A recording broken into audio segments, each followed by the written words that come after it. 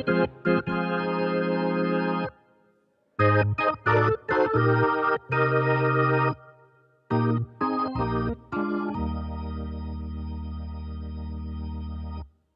iombavaka sika tompoko. Izao tokoa Andriamanitro no tongon-tirambavaka am-polo loatra ty anatinay. Isaoranay tokoa ianao ny amin'ny fitahiam-be omenao anay fa misitraka izany mandraka ankehitriny izahay. Tsapanay tokoa fa lehibe ny fanjakanao ary mendrika ny hoderaina ianao noho ny fahasoavana sy ny fiadanana arotsakao aminay isan'andro. Ary tsy voatanisa na voafaritra izy ireny noho ny amarony fa mifamatra amin'ny ainay. Misaotra indrindra Tompo ny amin'izay efa nataonao sy izay mbola ho ataonao. Fa izany indrindra no antenainay ny amin'ny hitarihanay ny fanahinay hitombona aminao Andriamanitra.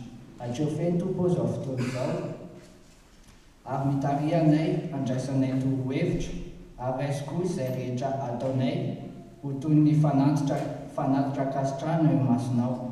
Dia hoderaina mandrakariva sy mandrakizay ane nanaranao be voninahitra noho ny amin'ny Jesosy Kristy Tompo mpanjakanay.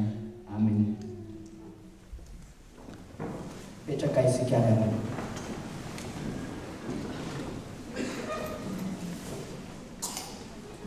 Izao sika dia iain'ny sitrapon'Andriamanitra satria manakambara amintsika isan'andro ny Tompo iay Andriamanitra diantsika. Hoy ny Tompo ary amintsika ankehitriny. Na dia miteny amin'ny fitenin'ny olona sy ny anjely aza aho kanefa tsy manana fitiavana dia tonga varahina maneno sy kipanjona mikarantsana aho. Ary na dia manana faminaniana aza aho ka mahalala ny miafina rehetra sady manana ny fahalalana rehetra, ary na dia manana ny finoana rehetra aza aho ka mahafindra tendrombohitra kanefa tsy manana fitiavana dia tsinontsinona aho. Ary na dia omeko hohanina ny malahelo aza ny fananako rehetra, ary na dia atolotro hodorana aza ny tenako kanefa tsy manana fitiavana aho dia tsy mahasoa ay akory izany. Manoloana izany sitrapon'Andriamanitra izany dia andeha isika hanetrotena, andinitena, iaiky ny tsy fahatanterantsika ary mangataka fanavaozana sy fahadiovana mba hahazoantsika mivelona. Marina tokoa ny amin'ny mahazanak'Andriamanitra antsika. Ataontsika ny hira fa 750 andininy 7 sy 4.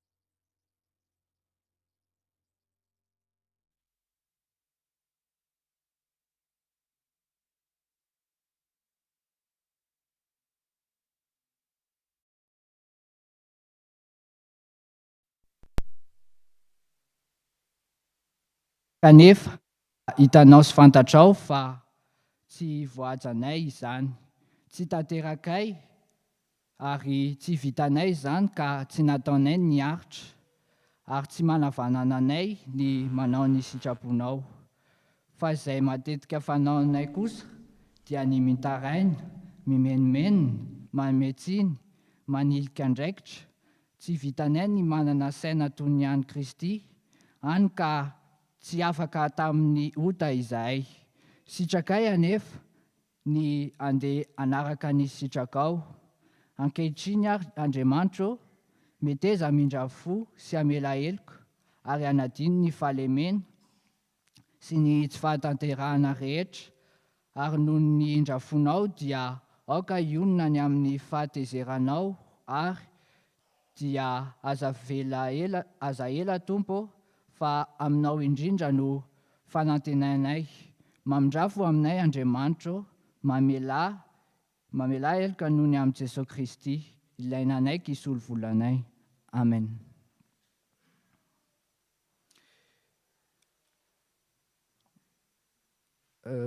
Rirainay be famindram-po talao aminao izay mamela ny helokay. Dio izay fampahotana, sasao izay mba afa-keloka, aravazo ny fananay mba vonoka nompo anao. Ny fitiavan'i Jesosy Kristy zanakao mpamonjanay no angatanay aminao. Amen.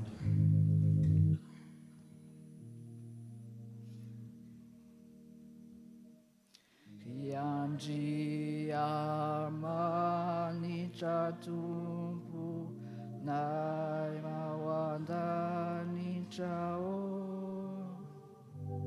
mamindra fo amina, fazo si Tompo mamonzy izao tontolo izao, mamindra fo amina, ifanay masina Tompo, nay mamelona,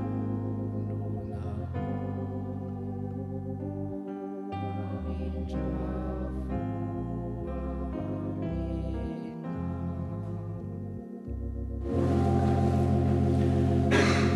Fiavana malala amin'ny Tompo, iza no Andriamanitra tahaka izay tompontsika, ka mamela heloka ary tsy mitana fahatezerana mandrakizay, fa tia famindram-po kosa. Izany no Andriamanitsika. Aoka enointsika ampitsanganana sy ampifaliana ary ampinoana sy ampanantenana ny teny soa famelan-keloka izay omeny Tompo antsika ankehitriny. Mitsangana isika ry havako,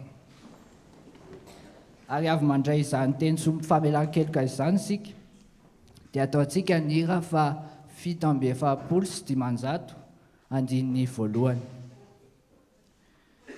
hoy ny Tompo ary amintsika ankehitriny, avy ary ifandahatra isika hoy Jehova, na dia tahaka ny jaky aza ny fahotanareo, dia ho fotsy tahaka ny oram-panala, na dia mangatrakatraka tahaka ny sily aza, dia ho tahaka ny volon'ondry fotsy. Mety aho mahadiova ianao, voavela ny helokareo noho ny anarany masina. Amen.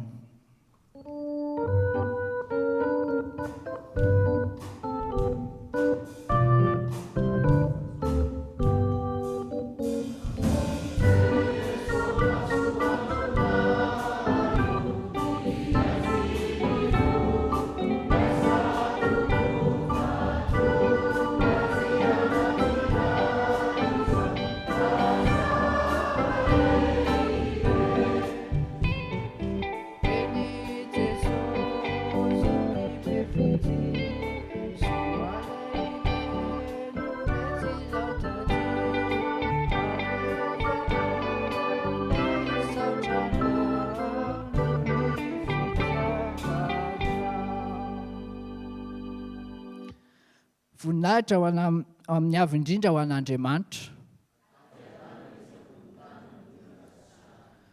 Petraka isika.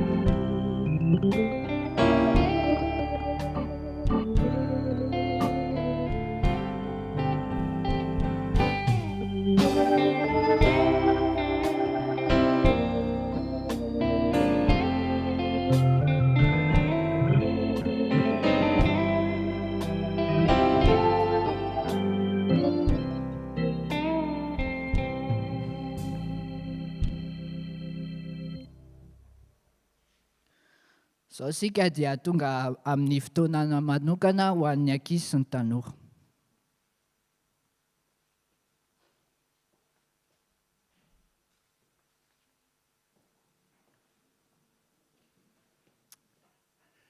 J'invite les enfants et les jeunes à se lever pour chanter ensemble le 813, première et quatrième strophe.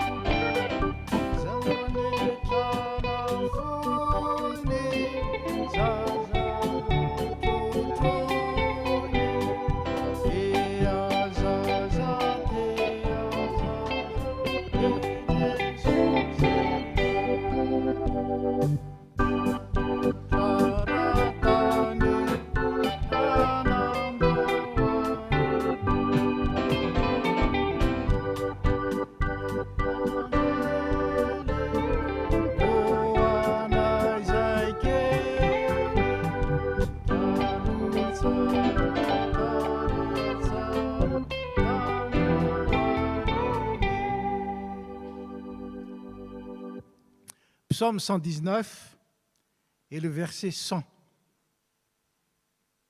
J'ai plus d'intelligence que les vieillards, car je garde tes commandements. Vous pouvez vous asseoir. Vous savez, dans une semaine, on va célébrer Noël,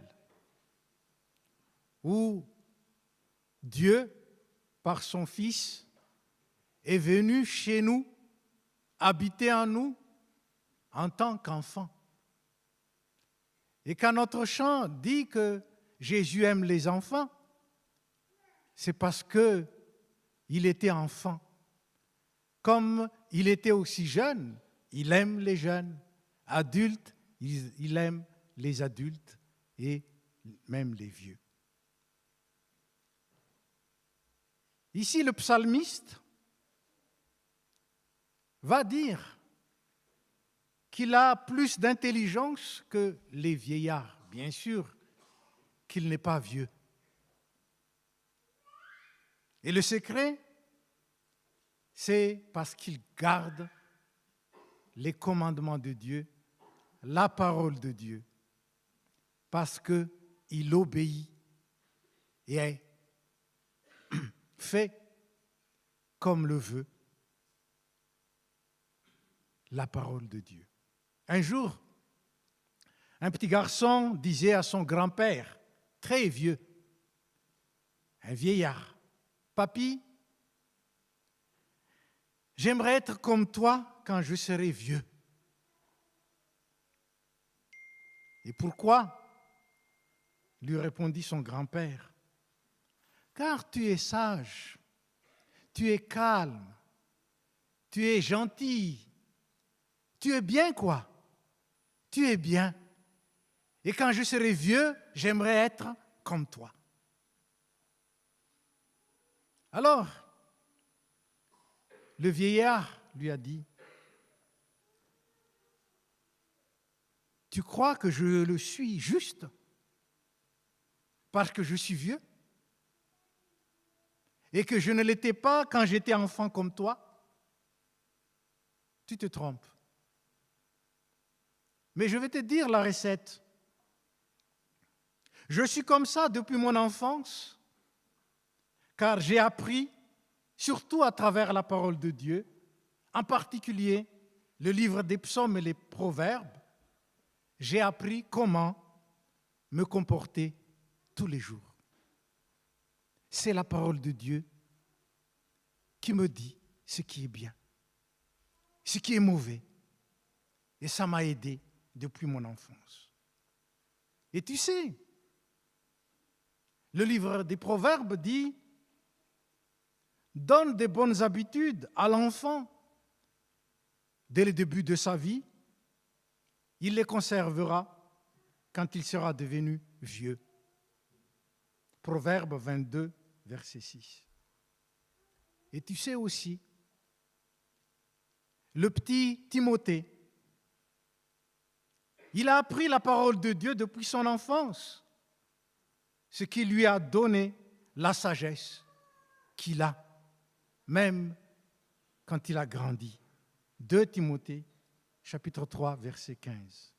Alors, n'attendez pas d'être vieux pour acquérir la sagesse, la gentillesse et la sérénité, le calme.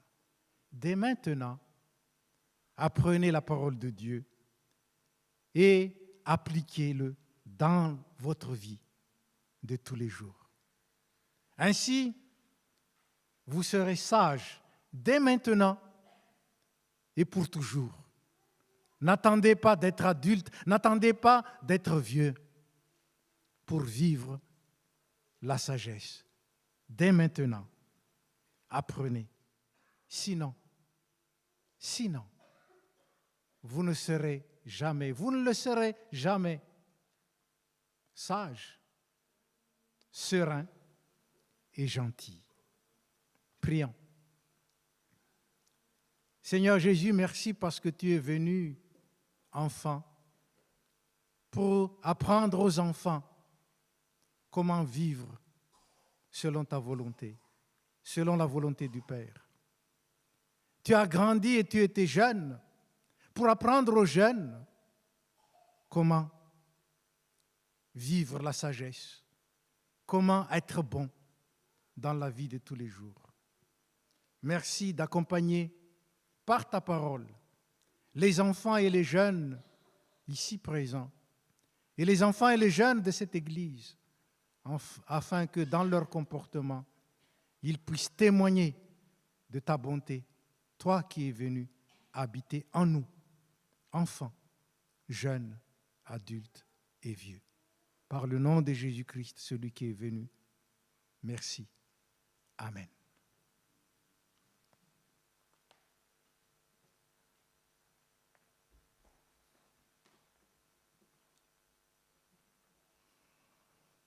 Sao sikariavako dia anao ny hira fa 10 ny andininy voalohany sy fahadimy ka hitsangana ireo mpikambana amin'ny antoko-pira feno mazava izay manana anjara ny amin'ny vavaka sy ny famakiana ny tenin'Andriamanitra.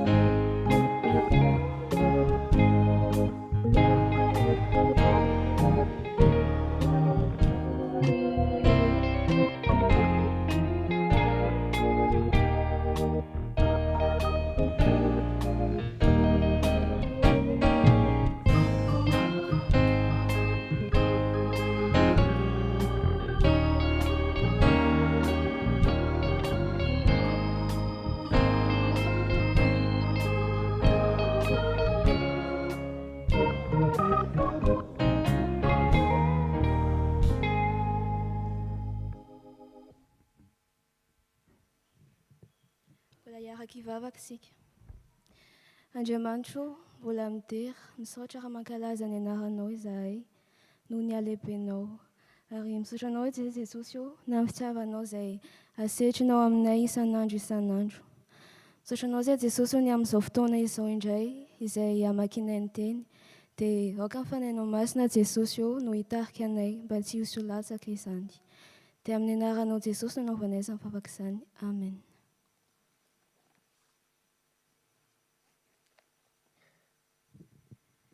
Iaraka mamaky ny teny soratra masina isika. Izany dia hita ao amin'ny Joba toko 2:7 ny andiny voalohany ka hatramin'ny 7 ary mitohy amin'ny andiny 12 ka hatramin'ny 17. Joba toko 2:7 ny andiny voalohany ka hatramin'ny 7 ary ny andiny 12 hatramin'ny 17. Vakiana amin'ny anaran'i Jesosy. Ary Joba dia namaly an'i Jehovah ka nanao hoe: fantatro fa hainao avokoa ny zavatra rehetra, ary tsy azo ferana amin'ny fisainanao. Iza no mahatakona ny fisainanao amin'ny tsy fahalalana, koa dia nilaza izay tsy fantatro aho, dia zava-mahagaga loatra amiko izay tsy takatry ny saiko. Ary Jehovah mitany ny hafaran'i Joba mihoatra noho ny voalohany, ka nanana ondra manosy 4,000 alina, sirameva 4,000 sy omby 2,000 ary borikavy 1,000 izy. Ary nananjanaka 7 lahy sy vavy 3 koa izy. Ka ny anaran'ny zokony nataony hoe Jemima, ary ny anarany manarakaraka Kezia, ary ny anarany faravavy Kerenaapika. Ary tsy nisy vehivavy tsara tarehy tahaka ny zanaka vavin'i Joba hita tany amin'ny tany rehetra. Ary niara-nomena indray ny lova tamin'ny anadahany izy. Ary mbola velona 100 taona Joba taorian'izany, ka nahita ny zanany lahy sy ny zafiny ka hatramin'ny zafin-dohaliny aza. Dia maty Joba rehefa tratra antitra ka ela ny ainana. Amen.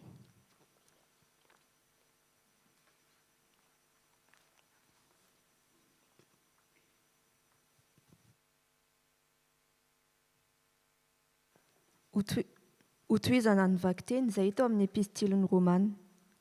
Romanina toko 1, andiny 9 ka hatramin'ny 12. Romanina toko 1, andiny 9 ka hatramin'ny 12. Vakiana amin'ny anaran'i Jesosy. Voalohany, misaotra an'Andriamanitro amin'ny alalan'i Jesosy Kristy aho noho ny aminareo rehetra, satria efa eran'izao tontolo izao nilazan'ny finoanareo. Fa Andriamanitra izay tompon'ny fanaiko amin'ny filazantsara ny zanany no vavolombeloko, fa tsy mitsahatra mahatsiaro anareo aho.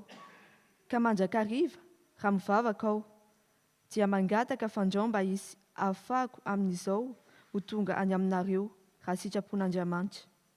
Fa maniry ahita anareo aho, hanomezako fahasoavam-panahy ho anareo mba hampahirezina ianareo.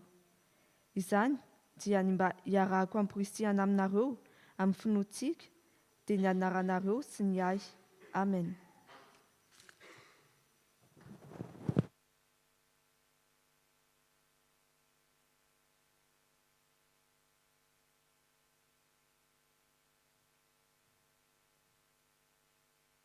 Iaraka hitsangana antsika tompo.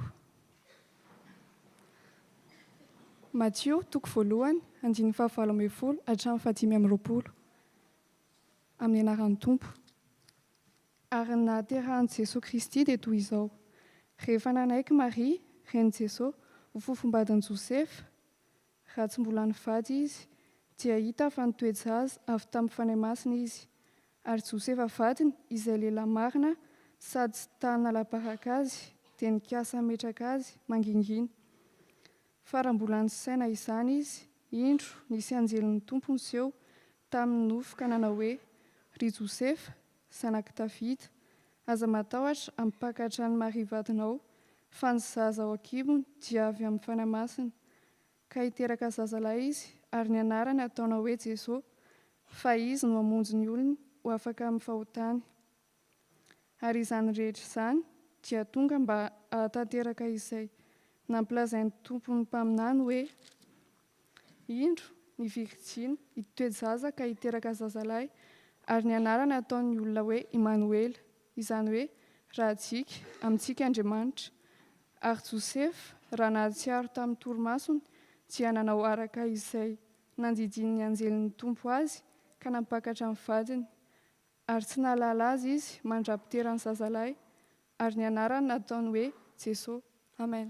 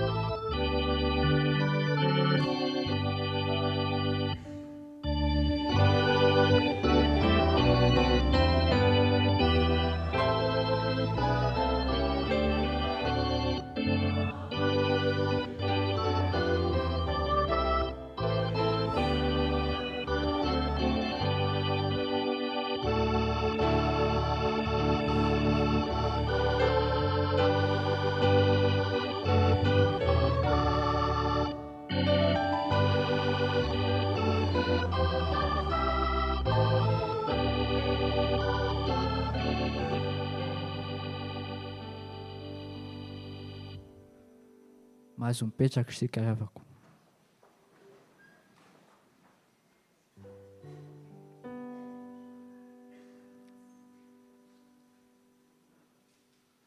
Izao dia tonga amin'ny fotoana izay hitorianantsika ny teny amin'ny alalan'ny toriteny ankira.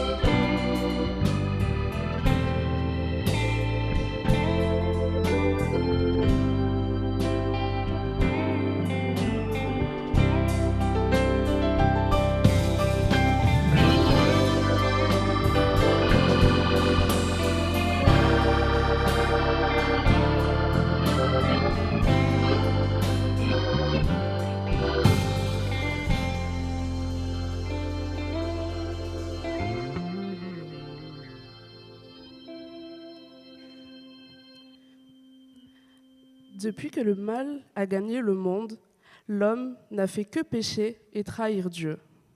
Nous méritions la mort éternelle. Mais par sa grâce, Dieu nous a donné le plus beau cadeau qui soit, le cadeau ultime, le cadeau parfait. Son Fils, Jésus-Christ, le Messie, le Sauveur. Car Dieu a tant aimé le monde qu'il a donné son Fils unique, afin que quiconque croit en lui ne périsse point, mais qu'il ait la vie éternelle. Jean 3,16. Dieu a fait cela par amour. Il nous fait don de son amour par son Fils Jésus-Christ. Et rien dans ce monde ne pourra nous séparer de cet amour manifesté en lui. Jésus est descendu sur terre pour que nous puissions voir la vie, une vie rachetée par son sang qui sera remplie de sa joie et de ses bénédictions. Avec Christ qui vit en nous, nous faisons partie de la grande famille de Dieu. Et Dieu a promis des multitudes de bienfaits pour ses enfants, car toute chose concourt au bien de ceux qui aiment Dieu. Nous sommes bénis dans nos épreuves, nos maladies et nos peines, car Dieu a déjà prévu toutes sortes d'issues de secours et de solutions pour que nous ayons la guérison mentale, physique et surtout spirituelle, et ainsi en ressortir grandis et affermis dans la foi. En ce moment, nous préparons les festivités de Noël. Qui dit Noël, dit achat de cadeaux, de jolis emballages. En contraste, Jésus, qui est le plus beau cadeau de Noël qui soit, nous a été donné. Très loin des paillettes de Noël, mais dans la paille, emballé dans un vieux linge et dans une vieille étable. Et c'est ce qui fait notre magie de Noël.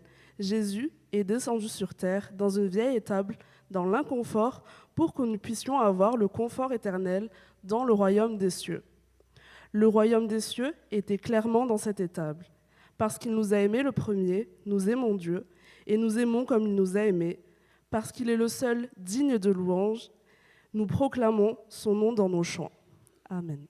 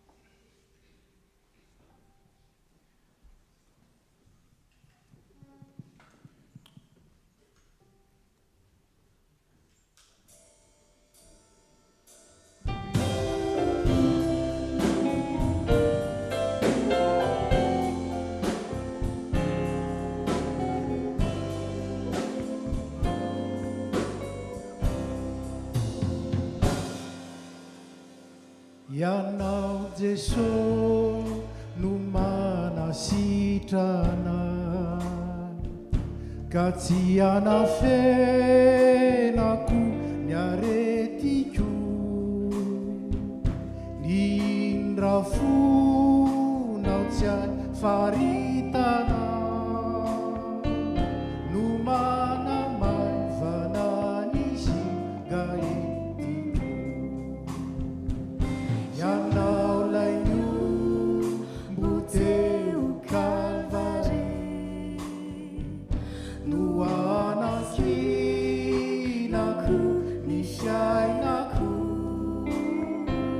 Ianao mahita ny adin-tsaiko ety,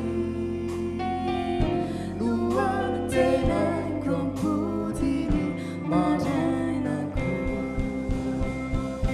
Sabera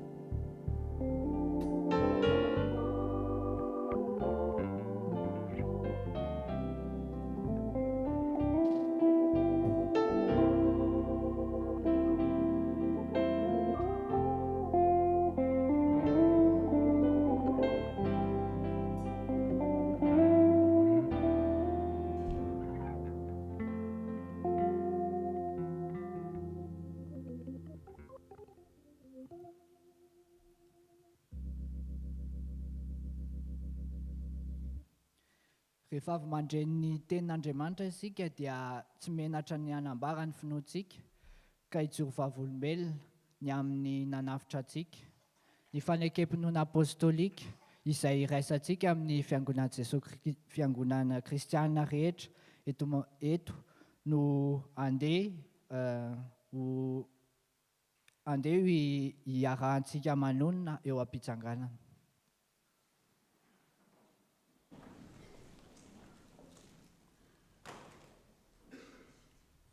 Mino an'Andriamanitra raitsi-to, mpanao lanitra sy ny tany aho, ary mino an Jesosy Kristy zanan'ilay tokana tompontsika, izay nitorotoroana tamin'ny fanahy masina, teraka Maria Virginy, nijala nanapaka Pontio Pilato, nombona tamin'ny hazofijaliana, maty ka nalevina, nidina tany amin'ny fiainatsika, nitsangana tamin'ny maty tamin'ny andro fahatelo, niakatra ho any an-danitra, mipetraka an'Andriamanitra raitsi-to, avy any haviny tsara velona sy ny maty. Mino fanahy masina aho, fiangonana masina manerana izao tontolo izao, fiangonan'ny olona masina, ny famelan-keloka, ny fiangonana ny tena maty, ary ny fiainana mandrakizay. Amen. Petraka ny fiangonana. Izao antsika dia tonga amin'ny fotoana anambarana ny raharaham-piangonana, koa mangataka ny tompon'anjara mba hiakatra ety.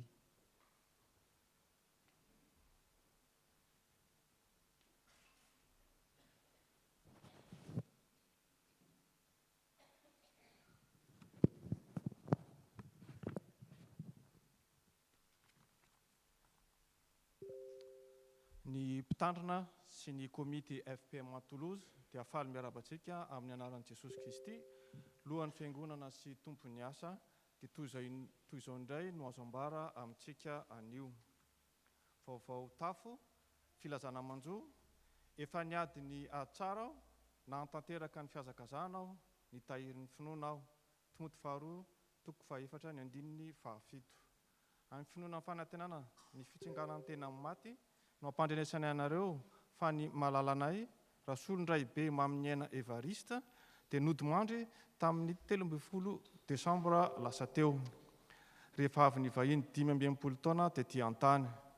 Ondra tabo aminy Rabary rasolondray be Andrianjafy Richard Daniel sy rasolondray be Andriamanalina 7 ary voahirana izay filohan'ny FPMA. Filazana manjo faharoa. Mampandray antsika fa nodimandry teto Toulouse ny alarobia 14 Desambra Ramatoa Mialsoa Rajakoba, vadin'ny pasteur Erzo Rajakoba, mpitandrina amin'ny église réformée de Toulouse et PUDF Toulouse. Ny momba ny fampompivavahana hanomezam-boninahitra an'Andriamanitra, culte de grâce izany, dia mbola holazaina amin'ny manaraka. Filazana manjo fahatelo. Ary ny olo kitoetra ao amin'ny fonenana mandry fahizay, sy eo amin'ny fitoerana mahatoky ary eo amin'ny fialan-tsasatra feno fiadanam-po. Isaia 2:30, ny andininy 7:20. Amin'ny finoana ny fitsanganan'ny tena maty no ampandrenesany anareo fa natsoany ray ody any aminy ny ava-malalanay rasoany indrina juillet dia nodimandry ny talata 14 Desambra 2024 rehefa nomeny anay nandritra ny 17 taona teto an-tany. Ondra tapo aminy Manitra sy Lili Randria Mananjara. SZM Endripeo. Hivatra calendrier 13 sy hitana stand ny sampana rehefa mirava ny fampompivavahana. 15 € ny vidiny, ary rehefa nanomboka tamin'ny 12 Desambra 2024 ny livraison raha mety tsara ny commande. Sekoly ny tenin'Andriamanitra STA. Ny répétition générale, célébration Noël STA dia atao androany manomboka amin'ny 2 ora tolakandro ao aorian'ny fampirimana ny fiangonana sy ny fisakafoanan'ny ankizy. Célébration de Noël. La célébration de Noël de la STA aura lieu le 24 décembre à 18 h au Vieux-Temple. Comme l'année dernière, à cause des places limitées, une priorité est donnée aux parents, grands-parents et familles proches des enfants pour la présence physique au Vieux-Temple. Et pour toute l'Église, une diffusion YouTube est programmée. Ta parole est une lampe à mes pieds et une lumière sur mon sentier. Psaume 119, verset 105. Afin de soutenir les activités du Sampan et contribuer à la réalisation du projet Chan Fiangunan, La STA a le plaisir de vous faire part de la vente de Bibles personnalisées. Vous pourrez voir et acheter les articles ou passer vos commandes à la sortie du culte. 20 modèles sont disponibles de suite. Les nouvelles commandes personnalisables et en version française pourront se faire auprès des membres du bureau. Le prix de vente est fixé à 35 €. STK. La STK a le plaisir de vous informer qu'elle reconduit la vente de produits. Vous êtes à la recherche d'un cadeau à offrir? Un stand se tiendra à la sortie du culte, auquel vous retrouverez des suites, des t-shirts, des tableaux ainsi que des tote bags désignés par les jeunes. Les informations et prix des produits seront indiqués directement au stand. Vous pourrez régler en carte bleue et en espèces. Nous vous donnerons donc rendez-vous tout à l'heure à notre stand de vente. Soyez bénis. Tili. Opération bûche de Noël. Ny sampana tily dia manasantsika andray anjara amin'ny opération bûche de Noël izay isan'ny fidiram-bola ny sampana. 20 € ny vidiny ary isy hanitra 2 karazana. À la vanille de Madagascar sy au chocolat noisette. Raisina am-piravanan'io sy amin'ny heriny ny komandy ary raisina eto amin'ny vieux temple na aterina any an-tokantrano hitakarivan'ny 24 Desambra ireo bûche ireo. Misaotra sahady amin'ny fanohananareo ny hetsika izahay ary mirary Noely feno fiadanana sy fifaliana ho antsika rehetra. Fampamonjy niteraka ho anareo anie ao an-tanànan'i Davida dia Kristy Tompo. Luka 2:2-10. Fifidianana diakonina. Ary nandreny fen'ny tompo aho nanao hoe iza no irahako ary iza no andeha ho irakay dia hoy izaho inty aho iraho aho. Isaia 2:9.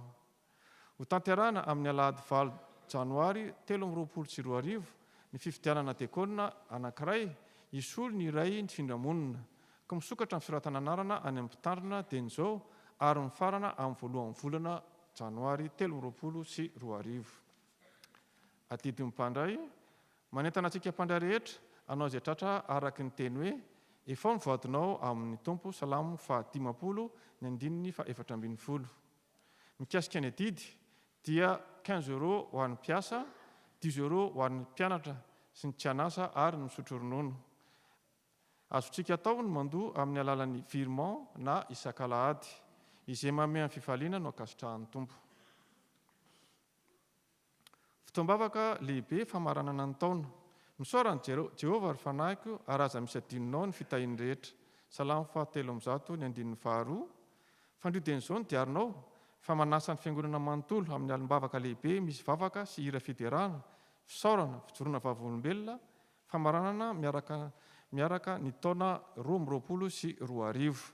Fametrahana ny vinatran'ny fiangonana sy ny taona 2022 eto amin'ny vieux temple manomboka amin'ny 7:00 ny zoma 30 Desambra 2022. Isy collation ifampizarana aorian'ny fotoana. Tsy misy ny étude biblique sy ny permanence mandritry ny fialan-tsasatra. Mikasika ny katekomena dia tsy misy ny fampianarana mandritry ny fialan-tsasatra fa amin'ny 9 Janoary 2024 no miverina izany. Fanadiovana ny trano fiangonana. Ny tompona anjara amin'ny fanadiovana ny trano fiangonana io dia ny sampana fifoazana sy ny sampana tily. Rakim-pisaorana Krismasy. Inona no valiko an'i Jehovah no nisoretra nataony tamiko? Ianao no naterako fanaty-pisaorana ary anaran'i Jehovah no antsoika. Salamo 4:1, ny 2:2 sy ny 2:7. Toy ny fanao isan-taona dia ho tanterahana amin'ny Krismasy 15 Desambra 2024 ny fanaterana rakim-pisaorana ho fankasitrahana ny tompo ny fitahiny nandritry ny ty taona 2024 ity. Isy ny valopy hozaraina amin'io andro io ahafahantsika manantanteraka izany. Azo atao ihany koa manantanteraka amin'ny fisaorana amin'ny alalan'ny Eloaso na virement miaraka amin'ny libellé hoe fisaorana Noely na fisaorana Krismasy. Diarim-piangonana. Ny fankalazana ny Krismasy 15 Desambra 2024 izany dia any amin'ny Temple du Salin ka miditry ny roa amin'ny 2 ora sasany tolakandro sy amin'ny 4 ora tolakandro. Efa misy fisoratana anarana mikasika an'izany. Ny aladin'ny taom-baovao kosa dia ny voalohan'ny volana Janoary 2024 amin'ny 3 ora tolakandro any amin'ny Temple du Salin. Dia ny voninahitra ho an'Andriamanitra ireriana.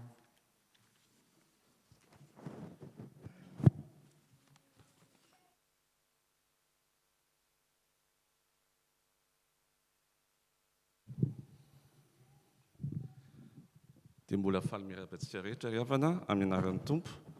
Maro ny vaovao voalaza teo a, misy tsara noho ny krismasy ary misy koa ny vaovao mampalahelo. Fampatsiahivana fotsiny zany a mikasika ny culte d'action de grâce ho ataon'ny URT izay mbola tsy fantatra ny andinindiny mikasika ny nalasan'ny vadin'ny pasteur Herzora Jacoba dia mijery ny communication atao amin'ny fiangonantsika fa ho alefa amintsika araka izay azo atao zany a ny vaovao ary dia mba manentana antsika rehetra anao izay mety amin'ny fiara-miory amin'ny havantsika fa hoy ny baiko ny tompo hoe miara-ory amin'izay ory. Faharoa mikasika ny fisoatananarana amin'ny krismasy. Fantatsika zany fa misy ny fisoatananarana amin'izao fotoana izao a dia 300 ny soratra anarana amin'ny iray sasany ary ny amin'ny efatra dia eo amin'ny 70 eo. Tsy haiko hoe amintsika reto ve efa nahazo an'ilay lien ny inscription daholo, atsangano ny tanan'izay mbola tsy nahazo hoe afaka misoratra anarana koa nareo rehefa mirava amin'ny fitaom-pivavahana. Raha ny tokony izy eo amin'ny 500 eo no tafiditra amin'ny salin na amin'ny voalohany na amin'ny faharoa.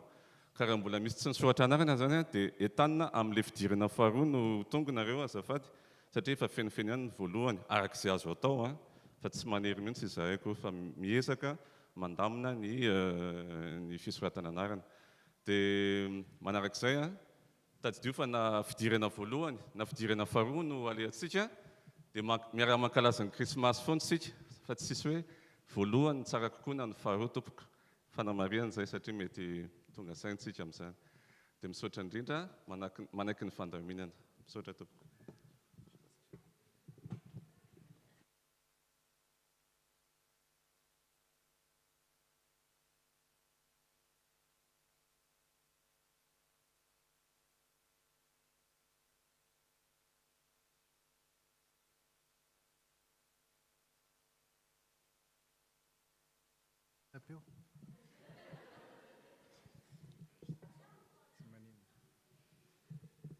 Tazomina fa tsy maninona. Fanaontsika ny miaraba ireo vahiny izay sendra mandalo na koa ireo izay vao tonga ka manatrika izao fitaom-pivavahana izao angatahana mba hitsangana tompoko arabaina amin'ny anaran'ny fiangonana ary tsofindrano amin'ny anaran'i Jesosy Kristy.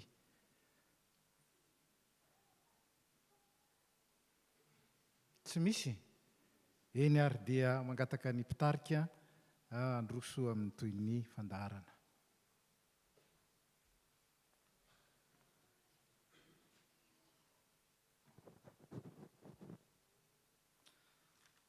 Sao sika ry havana dia tonga amin'ny fotoana manokana fankalazana ny isan-taona ny antoko-pira feon'ny mazava koa mangataka ny tompon'andraikitra rehetra mba hiakatra ety anoloana ny amin'izany.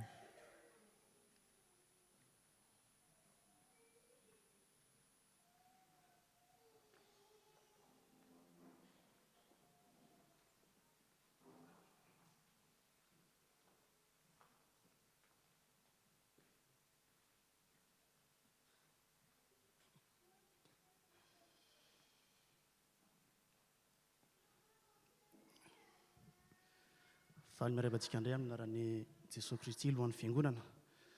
Mijoro manao ny teninareo eto ny tenako. Solitena ny birao ny sampana iraisana antoko-pira nasionaly. Ka ny voalohan-teniny dia mialatsiny satria ohatran'ny mety araba-tena ihany ny tenako satria mpikamanao amin'ny antoko-pira ihany kanefa tsy hanao ny tolera fotsy be izay manaratsira ka tsy ilazan'ny tsatsona ny tsirony. Fa misy teny fo ihany tiany birao iraisana ambara amin'ny antoko-pira feon'ny mazava. Voalohan-teny dia miaraba ny antoko-pira feon'ny mazava anatratra n'ity isan-taona ity. Araky ny loha hevitra izay nomenareo moa fa nomeny ny zanan'ilay tokana mba tsy ho very izay rehetra mino azy fa anana fiainana mandrakizay. Dia anana faharetana mandrakizay tokoa ny feon'ny mazava amin'ny asa masina izay andraiketany tokoa. Mino fa nazava ny fizarana omaly, velonaina, velo mpanantenana isika rehetra raha tokana andre ny hafatra izay nampitain'ny antoko-pira tamintsika amin'ny fiandrandrana indrindrindra ny krismasy. Hitantsika ihany koa fa tena manana ny toerany tokoa ny antoko-pira eo anivon'ny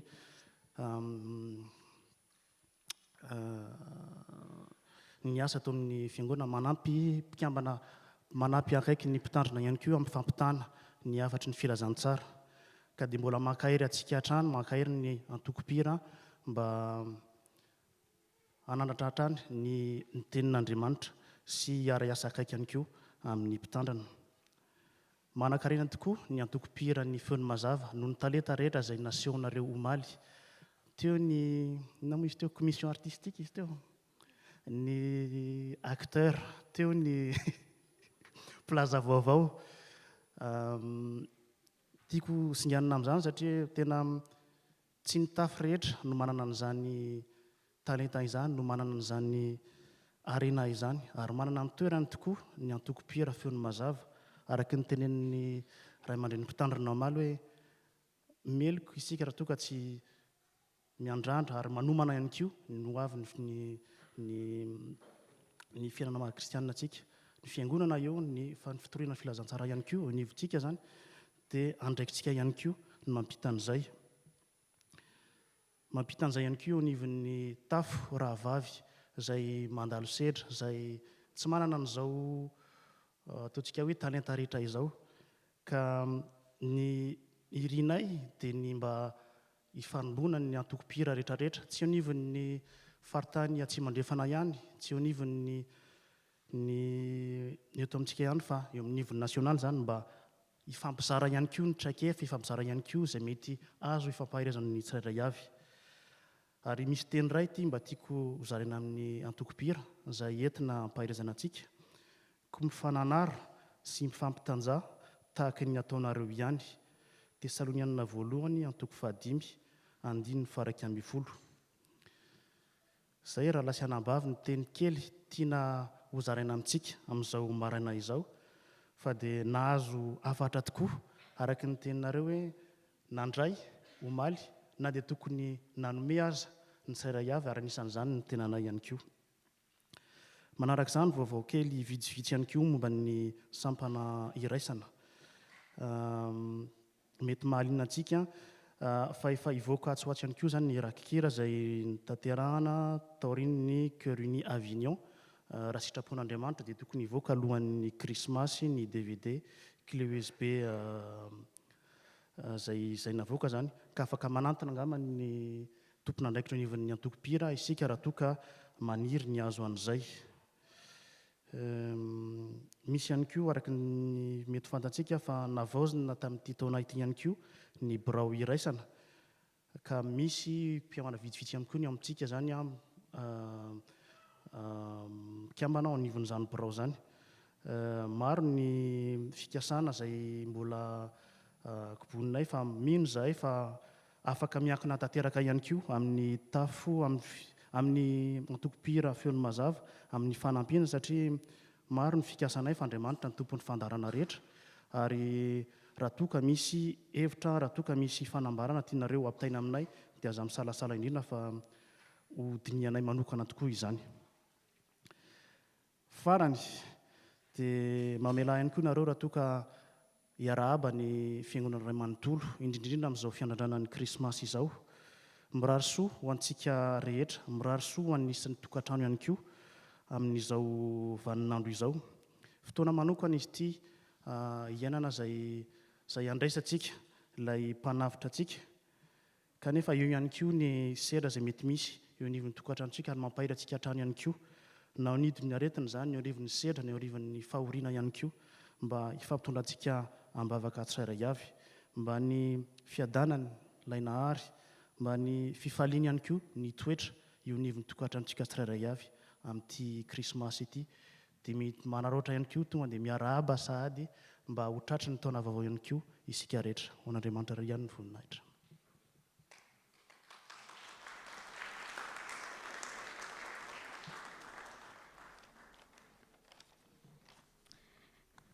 Bonjour à tous. Ce week-end, nous avons pu faire notre Saint-Aune, en commençant par le concert d'hier et en terminant par chanter le tour ténékir du culte aujourd'hui. Nous avons proclamé dans nos chants et louanges que Jésus était l'expression physique de l'amour extravagant de Dieu pour l'humanité, comme il est dit dans notre verset conducteur. Jésus est descendu sur terre pour que nous puissions avoir la vie, même si nous méritons la mort. Une vie rachetée par son sang qui sera remplie de sa joie, de ses bénédictions. Je ne vais pas vous citer tout ce que Dieu nous donne à travers Jésus, parce qu'on pense que vous l'avez retenu du concert. Mais qu'est-ce que nous pouvons lui donner en retour? Tout simplement, croire en lui. Croire en lui, c'est chercher les choses en haut. Un message que nous aimions que vous reteniez du coup à la fin de ce week-end. Nous réitérons nos remerciements à toute l'Église, à tous les responsables, à toutes les personnes qui nous ont aidés et qui nous soutiennent, mais aussi et surtout tous ceux qui ont prié pour nous. Permettez-moi de m'adresser au choriste Fön Mazav au vu de notre Isantone. Nous avons préparé cela pendant 4 mois. Depuis ces 4 mois, nous avons appris les chants par les chefs de chœur. Nous avons fait nos répétitions pupitres tard le soir. Nous avons fait des réunions. Nous avons appris notre thème. Nous avons réfléchi à comment on va passer le message pour accompagner les chants. On a aussi eu des moments d'épreuve. Vous savez, il n'y a pas longtemps, pour ne pas dire depuis quelques jours, beaucoup d'entre nous étaient malades. Parmi ceux-là, la plupart de nos musiciens, et même il y en a encore qui le sont toujours jusqu'à maintenant. Nous avons fait une répétition générale sans les conditions nécessaires. On était aussi inquiets quand les chefs de chœur nous ont dit « Vous allez chanter sans les prompteurs et partitions ». On s'est tous posé la question « Hein? Même les classiques? C'est pas possible ». Mais je ne vais pas tout citer, tous nos inquiétudes, tous nos doutes, beaucoup d'imprévus techniques de dernière minute, de problèmes vocaux, musicaux de dernier moment, mais nous avons remis cela entre les mains du Seigneur. Et gloire à Dieu, nous avons pu faire ce concert, car Dieu a vu nos cœurs qui avaient soif de louer Dieu. Dieu nous a donné la guérison et force à ceux qui étaient malades. Dieu nous a donné le Saint-Esprit pour se rappeler des chants qui sont difficiles et pas évidents à retenir. Dieu nous a donné les musiciens et orchestres pour nous accompagner. Dieu nous a donné tous les matériels nécessaires pour qu'on puisse faire ce concert. Dieu nous a donné des frères et sœurs en Christ de l'Église, des sections différentes qui sont talentueux pour nous aider à passer le message. Vous avez fait un don de soi pour donner votre maximum à Jésus. Vous avez donné de vos voix, votre temps, votre énergie, vos sommeils, vos talents pour vivre une unité vocale et spirituelle. Continuez, donnez cette même énergie dans tout ce que vous faites, dans vos ministères, parce que je sais que plusieurs d'entre nous sont dans d'autres ministères, pour ne pas citer des diacres, des responsables d'église, dans d'autres sections. Donnez cette même énergie. Continuez et persévérez, cher Fön Mazav, car tout ce que vous faites ne sera pas vain. Cherchez premièrement le royaume et la justice de Dieu, et toutes ces choses vous seront données par-dessus, dans Matthieu chapitre 6, verset 33. Si dans l'Assemblée, maintenant je m'adresse à l'Assemblée, si vous avez reçu un appel pour nous rejoindre dans le ministère de la chorale, vous êtes la bienvenue. On n'attend plus que vous. Et nous allons chanter et louer le Seigneur et le servir ensemble. À Dieu seul soit la gloire.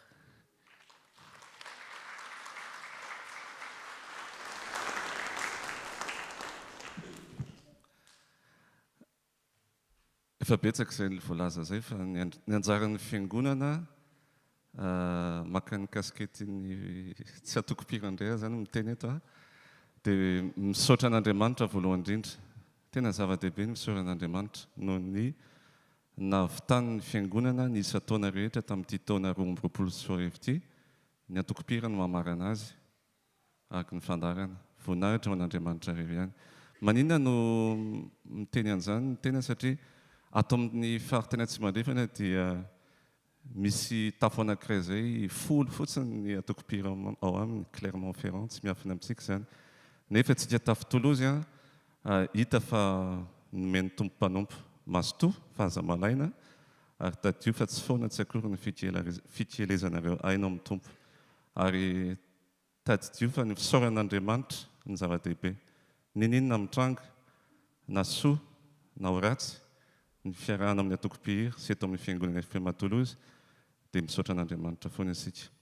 Tiako sinjanina manokana ihany fa mety misy tsy malala fa tamin'ny anisan'ny nanao tourteny tirandroany dia misy ny ancien chef de chœur ny Tafo izay mety tsy fantatsika fa mahafinaritra koa izany satria mandalo izy dia nandray anjara ary dia falitsika ny manana azy Andriamatoa Roland Ramasitera izay chef de chœur teto taloha ary dia faly niaraka ny hira taminy ny antoko-pihira fahasoavana lehibe izany isaoran'Andriamanitra.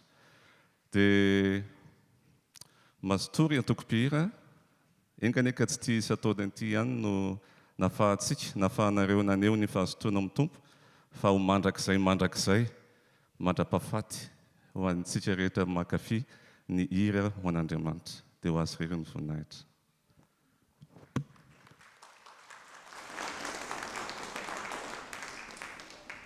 Teny farany mialohany hitondrantsika ambavaka ny feon'ny mazava na ny antoko-pihira ny eto Toulouse.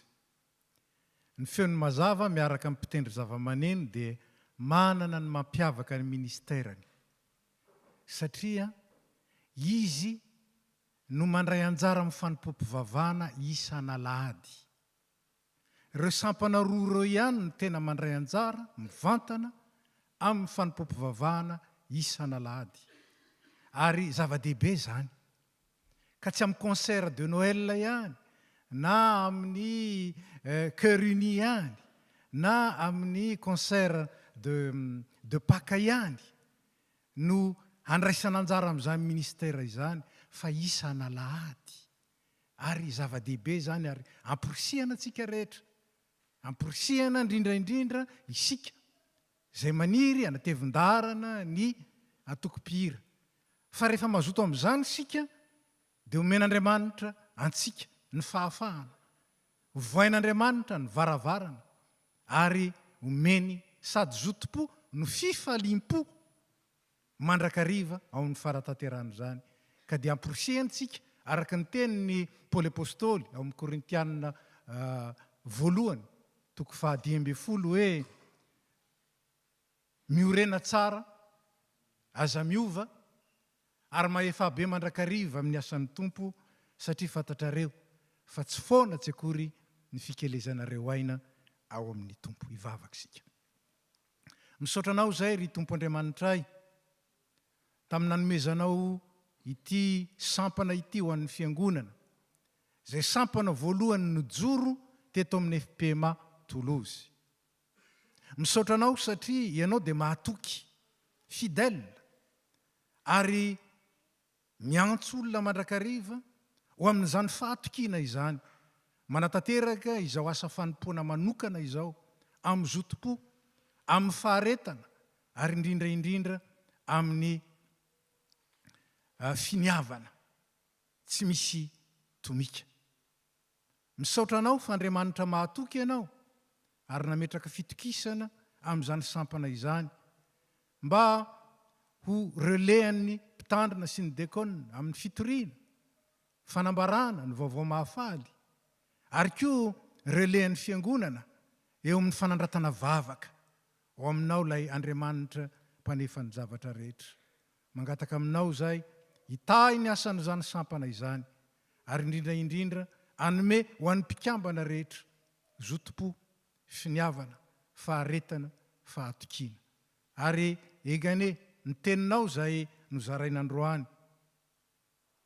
mba hahatonga azy ireo iorina tsy hiova ary aefa be satria tsy very maina izany ianao anome azy ireo tompo ny hery ny mpanavy any ambony sy ny fahatanterahana ho voninahitry sy ny anaranao dia rainay ianao ray zanaka fanahy masina ao amin'i Jesosy Kristy lohany fiangonana sady mpanefa ny fiainany amen.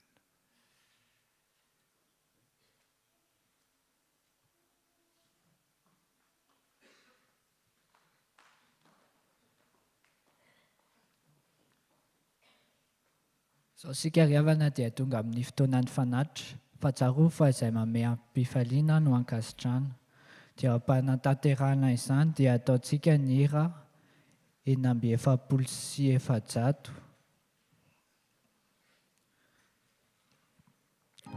Ho an'ireo izay tsy andoha amin'ny carte bleue dia isy diakona eto anoloana anatanteraka izany koa iangaviana sika mba hijoro eto.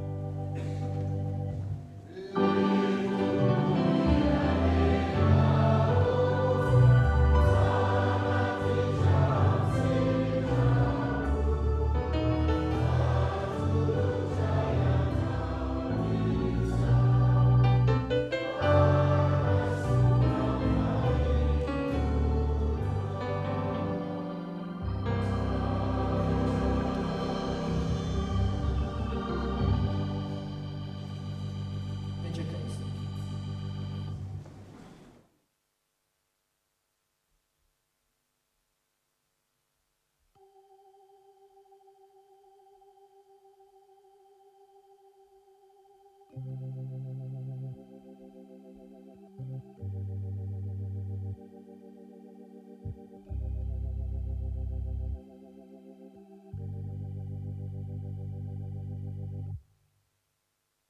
ivavakisika. Tompo malalo misaotra anao izahay no ny fotoana izay tanteraka omaly sy androany teto aminao. Misaotra anao izahay fa anisany manana tombontsoa na tanteraka izany fotoana rehetra izany. Ankehitriny izahay Jesosy dia mahatsiaro ireo namanay izay tsy tonga teto noho ny antony maro samihafa. Apetraka eo aminao izy ireny tsirairay avy Jesosy io, fangio amin'ny anaranao masina. Mahatsiaro koa izahay Jesosy ho an'ireo marary mba hanatery fanasitranana izy ireo Jesosy io. Mivavaka izahay ho an'ireo manamanjo. Jesosy malalo sarotra ny fisarahana tany fa ianao no irinay eo anilan'izy ireo Jesosy, ampionina sy hanampitamby azy ireo fa ianao no mbola afaka hanome azy ireo indray fifaliana, ianao no mbola afaka hanome azy ireo ny izay ilainy rehetra. Mivavaka izahay Jesosy ho an'ireo sahirana na ina endrik'izany fahasahiranana izany, dia ianao koa no mbola hanateranay azy ireo Jesosy mba ho tsinjovinao manokana izy ireny tsirairay avy. Mahatsiaro izahay ireo tany anady mba ianao koa Jesosy no intervenir mba hampitsahatra ny ady.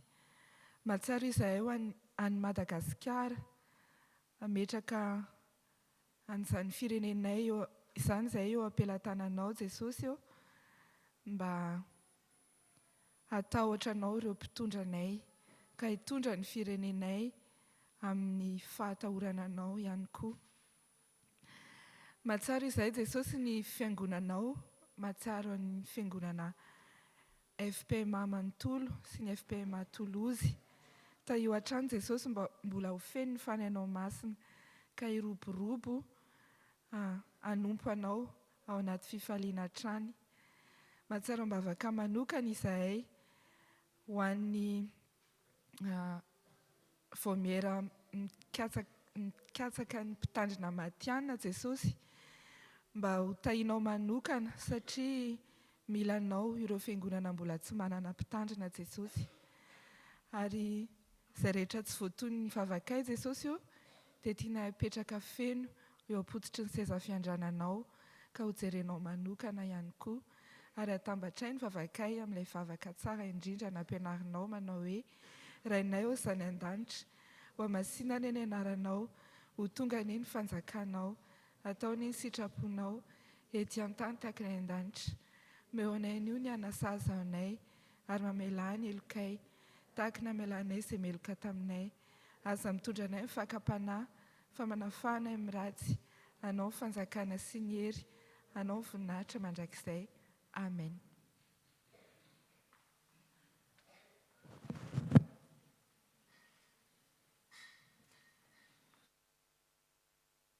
Saotra an'Andriamanitra lehibe tsika ry havana fa totosa soamantsara izao fanimpom-pivavahana izao. Mialohan'ny hafatra sy ny tsodrano dia ataontsika ny hira antema fa 19.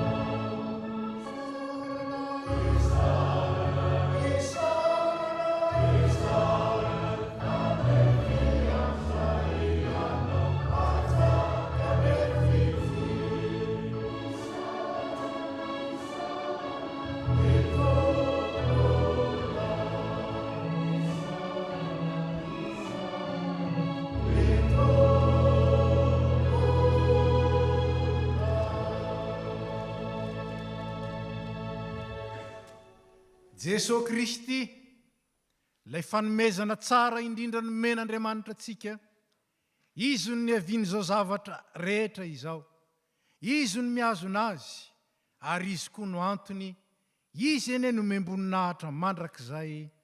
Amen. Raisy ny tsodranotononona amin'ny anaran'ny tompontsika.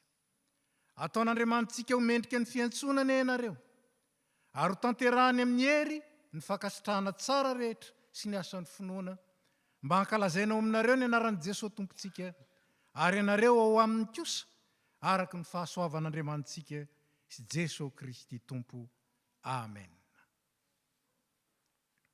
Hira fa 8:telopolo.